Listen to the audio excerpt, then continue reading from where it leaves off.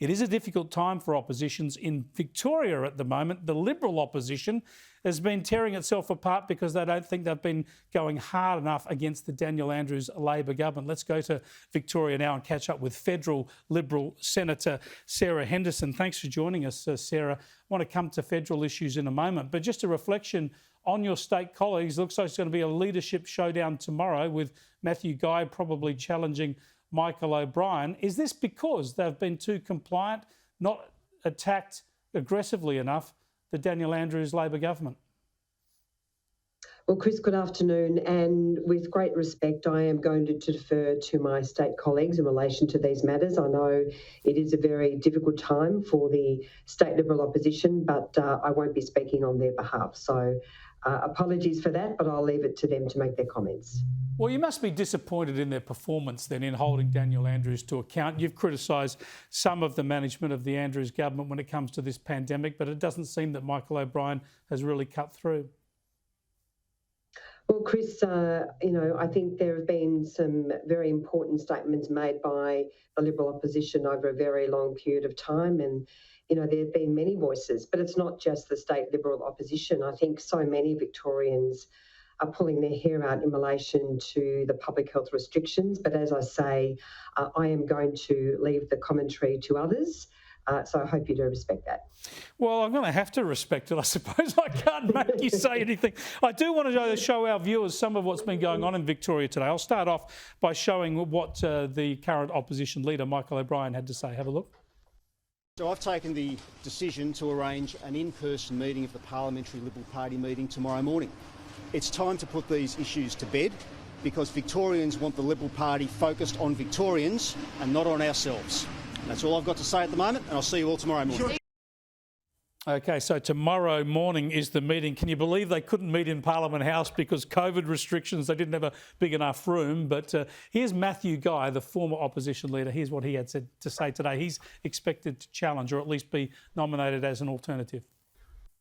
Let's just wait and see. I can't really comment on that. That's a party matter, but I hope we meet tomorrow and we'll see if everything's resolved. But until then, we'll wait and see. Time will tell. But I'm homeschooling today, so I can't really do much talk to you today because I've got to homeschool 3 boys. There we go. So, Sarah, it's the usual shambles you get when there's leadership tension. Just a final point on this, though. Won't this be distressing for Victorians during a pandemic to see the opposition going through this sort of turmoil? Well, Chris, I think this is a classic example of being slightly railroaded in your interview because obviously I came on to talk about the issues worrying all Victorians, and that's the public health restrictions. But as I say, it's obviously a difficult time for the state Liberal opposition. These matters will be resolved tomorrow. But we do have a great Democratic Party, and as Michael O'Brien says, our party is concerned not about ourselves, but about all Victorians, and that's certainly the Liberal Party's focus in Victoria. Yeah, we'll see how it all pans out tomorrow. It is difficult for oppositions when they're dealing with these pandemic restrictions. But for instance, we heard Daniel Andrews talk about locking down hard, the snap lockdown, that this is the way to get on top of Delta.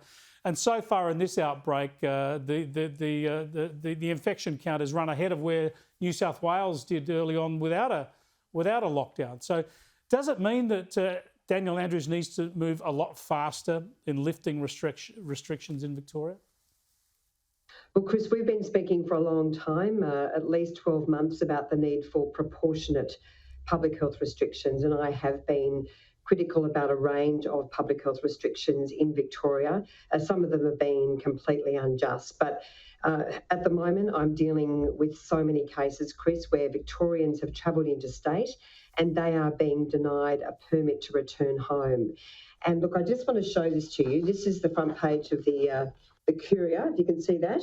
Yep. Plea for home. This is about a man called Alan Mears. He went to Lismore to visit his friend for 1 week who's suffering from cancer, and he has been trapped there for more than a month. And he is absolutely distraught that he cannot get home. I think it is a blatant breach of human rights. We've seen cases where children have been forcibly separated from their parents, where kids can't go to boarding school. There's a case now where a young boy who attends the Yanko Agricultural High School, he can't come back to Victoria because he's been told he won't be given a second exemption to go back and do his exams and then return to home again. So I think where we are seeing illogical and disproportionate health restrictions, this is absolutely not on. And I believe there's reports that there are thousands of Victorians trapped interstate. This is absolutely not good enough.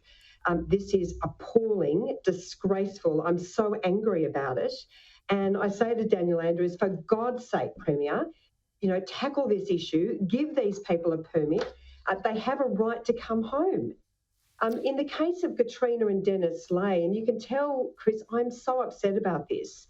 They are in a caravan park in Albury. They just want to get in their car, drive straight from the caravan park to their home, not stop, and go into quarantine for 2 weeks.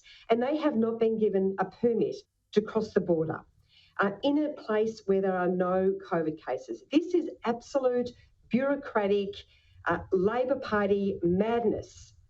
And so we've got to fix this, Chris. I'm sorry. This is an utter joke. I can see you're worked up about it, and I understand it. I agree with you. I mean, people should be allowed to go home, and they can be tested, and they can be vaccinated, and we're all going to be living with this virus within weeks anyway.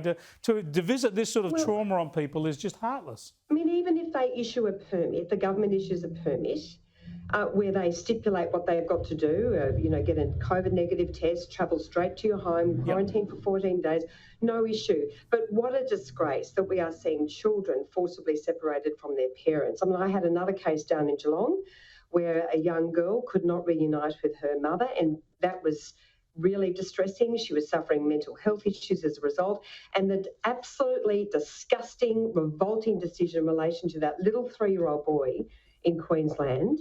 And it was only when it got on the front page of the paper that the Queensland Premier did anything about it. I mean, that is not a way to run public health restrictions. It is an absolute shocker. It's not a way to run this country. To the Premier, for goodness sake, Premier, please get this sorted. Give people a permit so they can come home, for goodness sake. Thanks so much for joining us, Sarah. I appreciate it. Yeah, thank you so much, Chris. Senator Sarah Henderson there with an absolutely inarguable case there. Maybe the Victorian opposition should be taking up that fight on behalf of Victorians, because it's not difficult for these governments. You just need to treat human beings like human beings. Too many of them are not at the moment.